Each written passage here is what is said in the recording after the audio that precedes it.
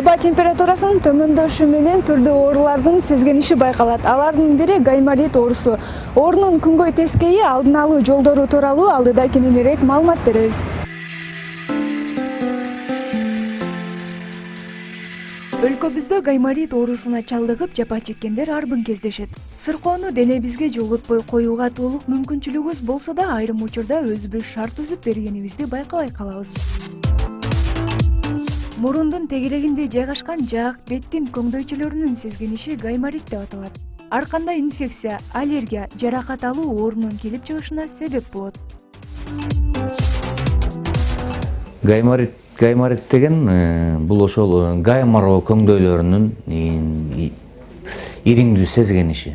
Анын себеби ошол гайморо көңдөйүнүн мурун көңдөйүнө куя турган жолдорун тосулуп калышын себебинен гайморит оорусу пайда болот.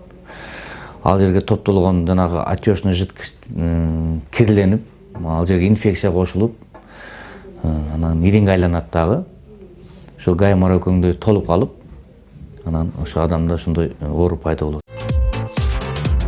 Гаймориттин өнөкөт, курч, аллергиялык кармаган түрү бар. Курч кармаган гаймориттин алдын албоо жана ал ооруну өз убагында дарылабоо мезгил менен кайталанып туручу өнөкөт түрүнө алып келет.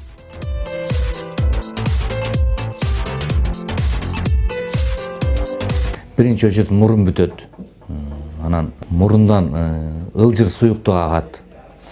Анан чекеси ооруйт, бейтаптын ал басканда, эңкейгенде күчөйт. Мурундан жагымсыз жыт чыга баштайт.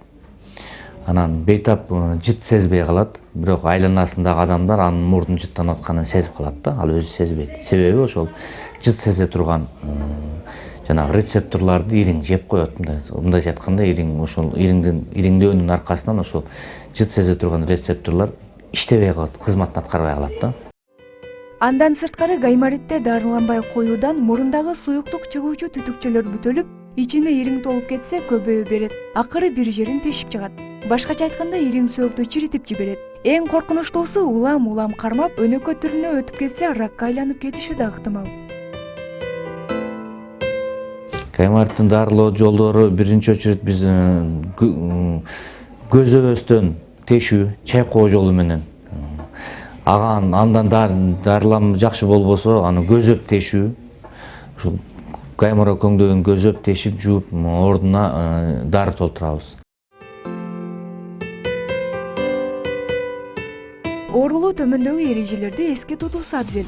Мурундан ириң чыгып жаткан кезде ысык басууга мүмкүн эместигин, баштан ооруганы күчөп, дене табы көтөрүлсө тезинен дарыгерге кайрылуу керектигин, элдик медицинадагы ыкмаларды колдонуудан мурда дарыгер менен кеңешүү зарыл.